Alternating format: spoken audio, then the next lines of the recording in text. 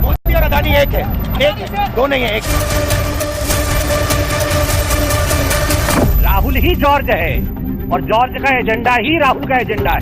असलियत यह है कि राहुल गांधी ने मोदी और अडानी की बकिया उधेड़ कर रख दी है और इसी से नरेंद्र मोदी और पूरी की पूरी भारतीय जनता पार्टी बिलबिला गई है।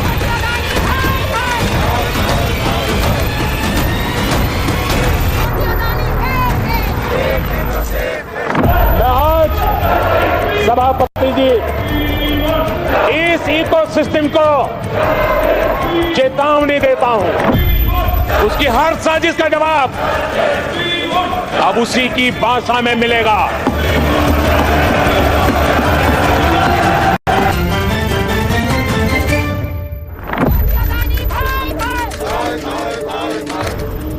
जब अर्जुन मछली की आंख में तीर मार रहा था तो उसने आपसे कहा, उसने कहा कि आंख में तीर मारने के बाद मैं क्या करूंगा? कहा था क्या? नहीं कहा था ना। उस कहानी का मतलब है, वो गीता में भी है, तुम काम करो, जो होना है होगा। हुई है वही जो राम रचि राखा। 54 वर्षों के सत्ता सुख के बाद 10 वर्ष से ज्यादा के सत्ता वनवास ने कांग्रेस को कर्मवादी बना दिया। अनवरत राजप्रासाद की सीढ़ियां चढ़ने वाले पग सड़कों की ओर मुड़े, राज्यों को नाप दिया, तपस्वी का तेज ओढ़ा, सत्संग किया, पर हाय हाथ खाली ही रहा। पराजय के सतत अध्यायों के बीच इस बार उसी कांग्रेस के गंभीर लीडर पर गंभीर आरोप बीजेपी ने लगाए। Traitor of the highest order. मुझे आज एलओपी लीडर ऑफ अपोजिशन को देशद्रोही कहने में किसी प्रकार की कोई संकोच मुझे महसूस नहीं हो रहा। मैं इतना ही कहना चाहूंगा, शायद आपको अजीब लगेगा मगर मैं सच कह रहा हूं। ये गांधी परिवार एक ऐसी परिवार है जो अगर अपने कुर्सी के लिए देश को भी बेचना पड़े और देश का भी बलिदान देना पड़े तो इससे वे गुरेज नहीं करेंगे। तो आखिर ऐसा क्या दिखा जिसके आधार पर बीजेपी ने अब तक के सबसे गंभीर आरोप राहुल गांधी पर लगाए? खास बात यह रही कि इन आरोपों के जद में गांधी परिवार तक आ गया। कुछ तो आधार होगा, कुछ तो तथ्य होंगे, वरना कौन अपनी साख को दांव पर रखते ऐसे गंभीर आरोप नेता प्रतिपक्ष पर सीधे मढ़ता है? बीजेपी के आरोप सीधे हैं वो ये। तो बीजेपी के आरोपों से कुछ सवाल सीधे तौर पर खड़े होते हैं। क्या नरेंद्र मोदी को हराने के लिए राहुल गांधी देश विरोधी ताकतों से हाथ मिला रहे हैं? क्या नरेंद्र मोदी के विरोध के चक्कर में राहुल गांधी देश का नुकसान करने से भी नहीं चूक रहे? प्रधानमंत्री नरेंद्र मोदी को किस मुद्दे पर घेरना है? क्या इसके लिए कोई खास पर्चा राहुल गांधी को विदेश से मिलता है? नरेंद्र मोदी को कैसे घेरना है, कब घेरना है, क्या इसकी पूरी टूल किट राहुल गांधी को विदेश से मिलती है? विदेश की बहुत सी संसद के उच्च सदन यानी राज्यसभा में ऐसे ही गंभीर आरोप बीजेपी सांसद सुधांशु त्रिवेदी ने कांग्रेस पर लगाए। तो इससे भी ज्यादा एग्रेसिव लाइन पर संसद के बाहर बीजेपी सांसद संबित पात्रा ने कमान संभाली और तीखे हमले राहुल गांधी पर किए। संबित पात्रा ने तो पीएम मोदी को घेरने के लिए बने एक त्रिकोण का जिक्र तक किया। संबित पात्रा के मुताबिक इस त्रिकोण में एक तरफ अमेरिका के अरबपति जॉर्ज सोरोस हैं, अमेरिका की कुछ एजेंसियां हैं। त्रिकोण के दूसरी तरफ OCCRP नाम का एक बड़ा न्यूज पोर्टल है जिसको सोरोस फंडिंग करते हैं।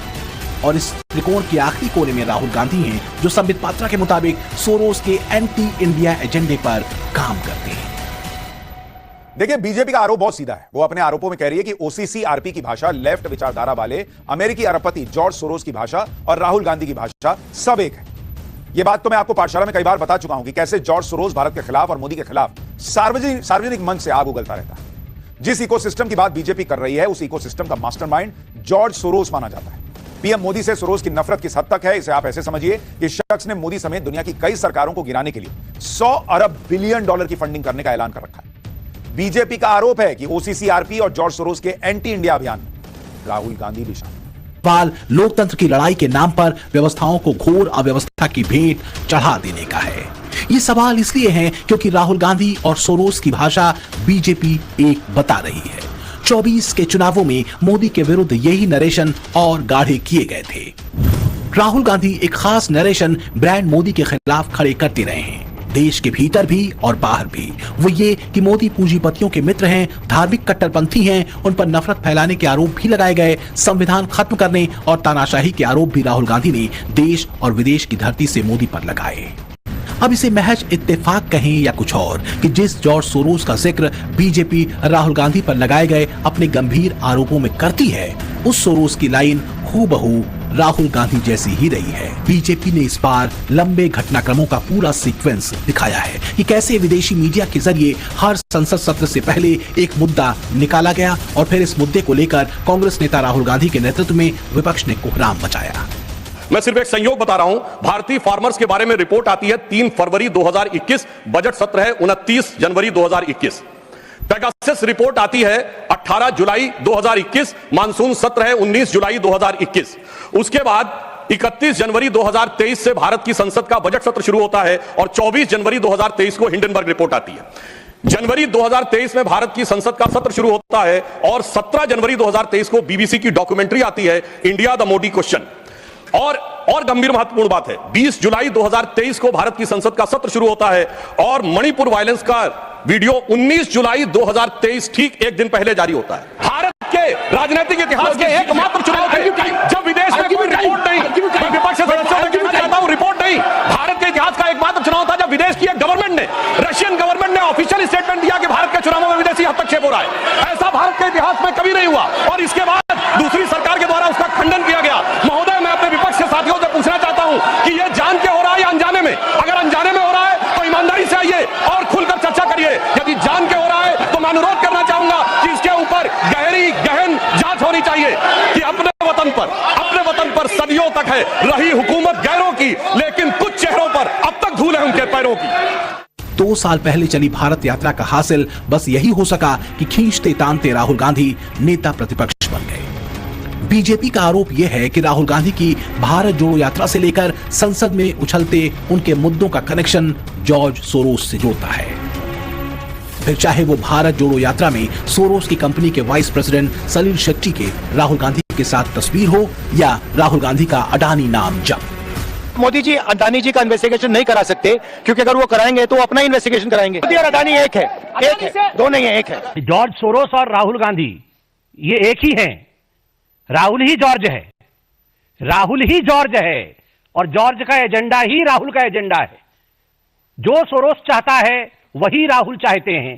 सोरोस भारत का अमंगल चाहता है, अहित चाहता है। राहुल गांधी भी भारतवर्ष का अमंगल और अहित चाहते हैं। बीजेपी के सीधे आरोप हैं कि राहुल गांधी ओसीसीआरपी और जॉर्ज सोरोस के बीच ट्रायंगल कनेक्शन है। बीजेपी ने फ्रांस के एक अखबार मीडियापार्ट की एक रिपोर्ट का हवाला दिया है। OCCRP A covert attack on India's growth story नाम की इस रिपोर्ट में दावा किया गया है कि हिंदुस्तान को अस्थिर करने में ओसीसीआरपी, जॉर्ज सोरोस और राहुल गांधी का बड़ा रोल है। 14 पन्नों की इस रिपोर्ट में जिस ट्रायंगल की बात कही गई है उसे पहले आपको समझा दें। ओसीसीआरपी वैश्विक संस्था है जो 2007 में शुरू की गई। इसके 50 मीडिया पार्टनर हैं। अमेरिकी एजेंसियां इसे फंडिंग करती हैं, लेकिन ध्यान देने वाली बात यह है कि जॉर्ज सोरोस की ओपन सोसाइटी फाउंडेशन अकेले 70% फंडिंग इस संस्था को करता है। ऐसे में यह संस्था कितनी निष्पक्ष होगी या किसके पक्ष में होगी, इसका अंदाजा लगाया जा सकता है। जिस तरह राहुल गांधी मोदी अडानी को एक बताते हुए हमले करते रहे हैं, ये ठीक वही लाइन है जिसे बीजेपी राहुल गांधी और जॉर्ज सोरोस को एक बता रही है। कांग्रेस इन आरोपों को लेकर गुस्से में कह रही है कि अडानी के मुद्दे पर मोदी सरकार से कुछ बोलते नहीं बन रहा, तो सरकार काल्पनिक मुद्दों को उठाकर ध्यान भटका रही। चलिए एक पल के लिए मान भी लेते हैं, लेकिन उन तस्वीरों का क्या जिसमें राहुल गांधी और जॉर्ज सोरोस के इकोसिस्टम से जुड़े लोग साथ में दिखते हैं, या राहुल गांधी उन चेहरों के साथ खड़े दिखते हैं जिनका रुख भारत के खिलाफ रहा। कभी भारत विरोधी अमेरिकी सांसद इल्हान उमर के साथ, तो कभी बांग्लादेश के मुखिया मोहम्मद यूनुस के करीबी मुशफिकुल फजल अंसारी के साथ। ये तो मैंने आपको पिछले हफ्ते ही बताया था कि बांग्लादेश में तख्ता पलट भी जॉर्ज सोरोस के लेफ्ट इस्लामिक गठबंधन के प्लान का ही हिस्सा माना जाता है। बीते 10 सालों में भारत के लिहाज से 2 बड़े बदलाव हुए हैं। एक, देश की स्थिर और मजबूत सरकार ने बड़े और कड़े फैसले लिए हैं। दूसरा, अंतरराष्ट्रीय मंच पर भारत एक शक्तिशाली और नई संभावनाओं से भरे देश के रूप में उभरा है। भारत की शक्ति, अंदरूनी शांति और सतत विकास कई चेहरों को चिढ़ाती रही है। इसमें कट्टरपंथी जमातों से लेकर लेफ्ट इकोसिस्टम से जुड़े अतिवादी भारत विरोधी चेहरे शामिल रहे हैं। कुछ तस्वीरें हैं जो वास्तव में बीजेपी के आरोपों के डॉट्स को एक साथ जोड़ती दिखती हैं। जैसे बांग्लादेश के जमाती पत्रकार मुशफिकुल फजल अंसारी के साथ राहुल गांधी की तस्वीर। मुशफिकुल फजल की संस्था राइट टू फ्रीडम को पाकिस्तान परस्त कट्टरपंथी संगठन जमाते इस्लामी और बांग्लादेश की कट्टरपंथी पार्टी BNP फंडिंग करती है। मुशफिकुल फजल का कनेक्शन सोरोस की संस्था से भी है। इसी साल मार्च महीने में इसने UN प्रवक्ता के सामने कांग्रेस के फ्रीज खातों और केजरीवाल की गिरफ्तारी को लेकर सवाल उठाया था, पर किसके इशारे पर? इन तस्वीरों को लेकर भी उठे थे। अमेरिकी दौरे पर राहुल गांधी इनसे मिले थे। ये मोहतरमा अमेरिका की सांसद रही हैं, नाम है इल्हान उमर। इन्हें आप भले न पहचानते हो, पर भारत विरोधी और भारत के बाहर भीतर रहने वाले इस्लामी कट्टरपंथी इनके मुरीद हैं। इल्हान उमर भारत विरोधी बयान देती हैं। पाकिस्तान दौरे पर वो POK भी गई, हिंदू फोबिया पर विवादित बयान दिया। अमेरिका दौरे पर पहुंचे मोदी के भाषण का विरोध किया था। भारत में मुसलमानों के साथ व्यवहार ठीक नहीं है, ये आरोप लगाती रही हैं। इस्लामोफोबिया पर प्रोएक्टिव रही है और पाकिस्तान की वकालत करती है। सवाल पूछे तो जाएंगे कि आखिर भारत के खिलाफ बोलने वाले चेहरों के साथ कांग्रेस की केमिस्ट्री भला कैसे फिट हो रही है और क्यों? फिलहाल तो मामला उस ट्रायंगल वाले आरोप का है जिसमें राहुल गांधी घिरे हैं। इसमें कोई दो राय नहीं कि आरोप गंभीर है।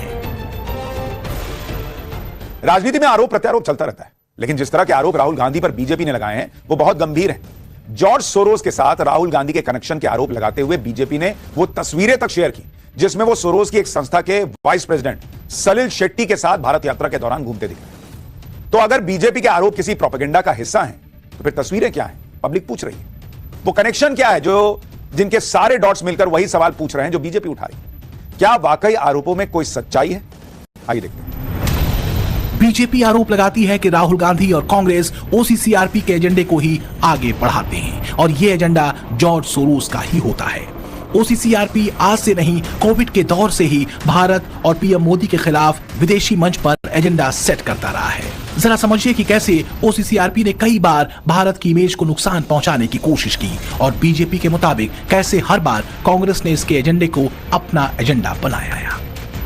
जुलाई 2020 में भारत ने कोविड महामारी के दौर में वैक्सीन मैत्री चलाई थी। 1 जुलाई को OCCRP ने एक आर्टिकल पब्लिश किया जिसमें भारत की छवि धूमिल करने की कोशिश की गई। इसी रिपोर्ट को आधार बनाकर 2 जुलाई 2021 को कांग्रेस ने प्रेस कॉन्फ्रेंस कर कोवैक्सीन पर सरकार को घेरा था।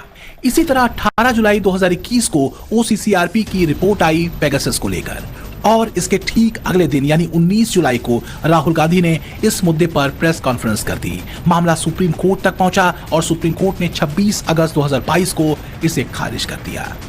भारतीय बाजार पर भी OCCRP के जरिए हमला करने की कोशिश हुई। OCCRP ने भारतीय उद्योगपतियों के खिलाफ रिपोर्ट छापी। मकसद था शेयर की वैल्यूज को गिराना। फिर रिपोर्ट को आधार बनाकर राहुल ने प्रेस कॉन्फ्रेंस की और सरकार को घेरा।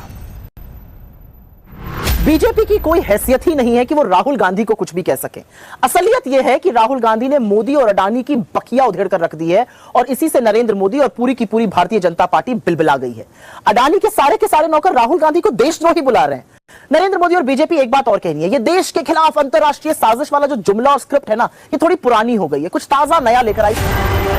फिलहाल तो लगता है कि बीजेपी के पास ताजा बहुत कुछ है, हरियाणा से लेकर महाराष्ट्र के नतीजे और राहुल गांधी पर नए आरोपों तक। लेकिन कांग्रेस को कुछ फ्रेश खोजने की जरूरत है। सत्ता से दूरी, हार पर हार और विदेशी मीडिया से खोज कर निकालते मुद्दों के इश्तेहार ठीक नहीं। अगर ऐसा होगा तो विपक्ष की प्रासंगिकता गंभीर प्रश्न के घेरे में तो होगी ही।